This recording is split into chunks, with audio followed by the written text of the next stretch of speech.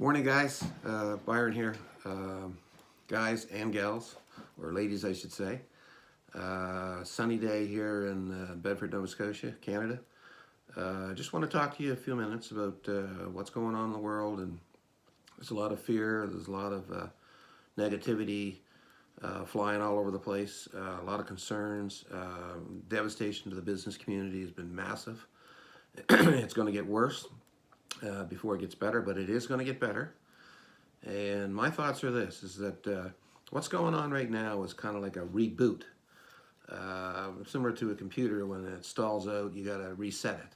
So, or recalibrate it, right?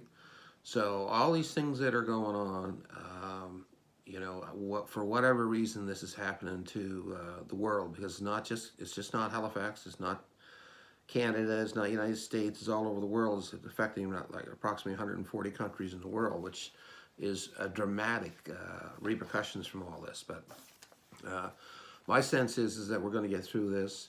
It's not going to happen right away. It's going to take several months. In fact, it may take 12 to 18 months to get through this. On a positive note, though, it's going to start diminishing within probably 3 months or so, and it will eventually get better. And they're working on a vaccine on this. Every country, every scientist, reassure yourself that we will have a vaccine for this, and it's going to work.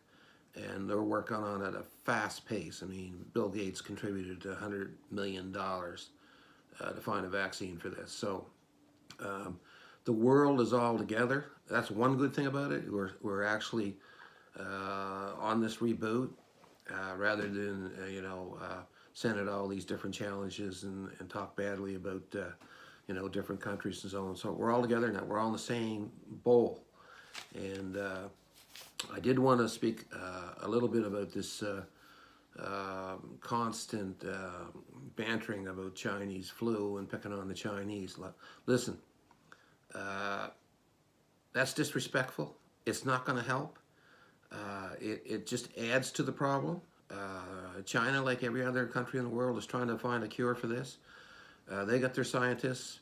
It's very interesting that the virus has stopped in China because of the necessary precautions that they've taken, including spraying down the entire cities and so on and so forth, and mandatory quarantines all over China. I mean, look at India right now. 1 billion people are told to stay home. What happens? They stay home. I don't understand this North American attitude, and I'm part of it, but I just don't understand this younger generation running around in Clearwater beaches and so on and so forth.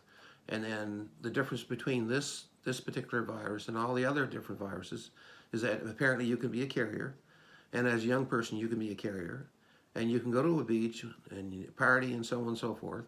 Then you go home and then spread this disease to your parents and your grandparents. I mean, give your head a little shake, guys. That's not the way to conduct yourself and help society as a whole. So we all have to work together. The way I see this whole thing shaken out is it's like a new birth. It's going to be a new world. Things are going to change. How we conduct our business is going to change.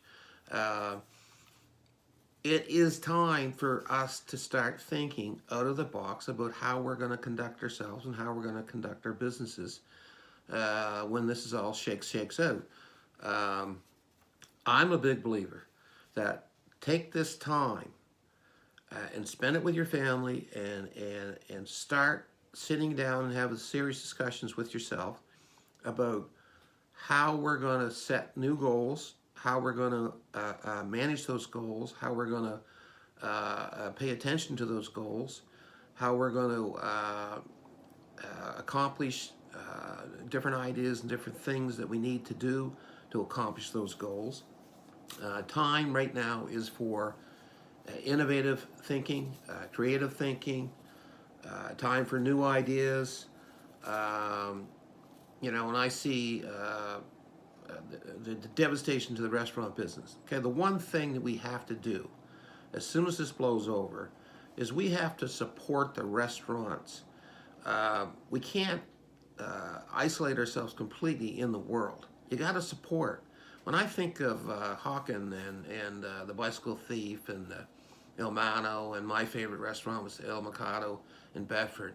The thought that I can't go to those places in 3 to 6 months, it just drives me batty. I mean, that's not the lifestyle we want. We got to get a vaccine so that we can get back to social responsibility and social gathering. I mean, look at the NBA, the PGA golf, the NFL.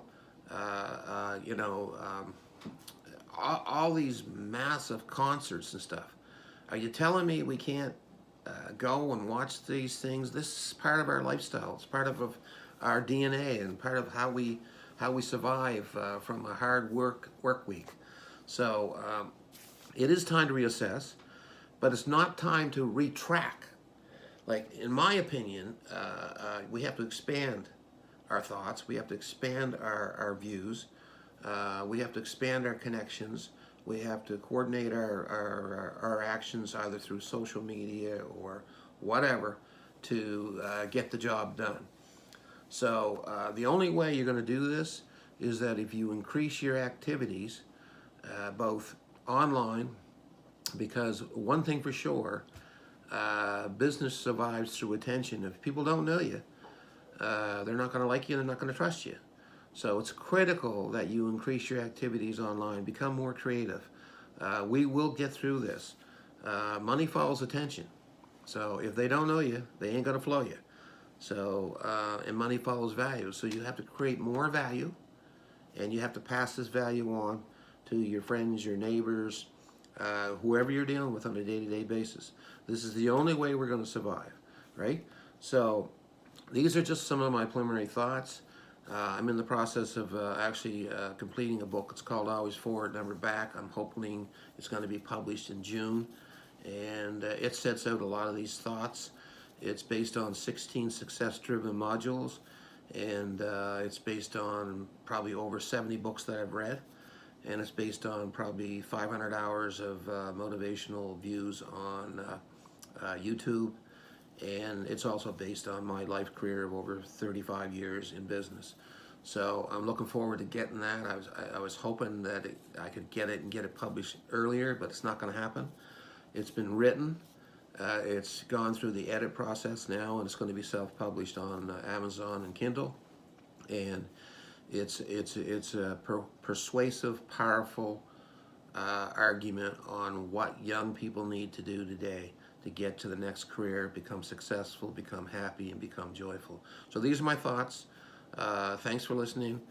God bless you. Stay safe, and more importantly is stay strong. Talk to you. Cheers.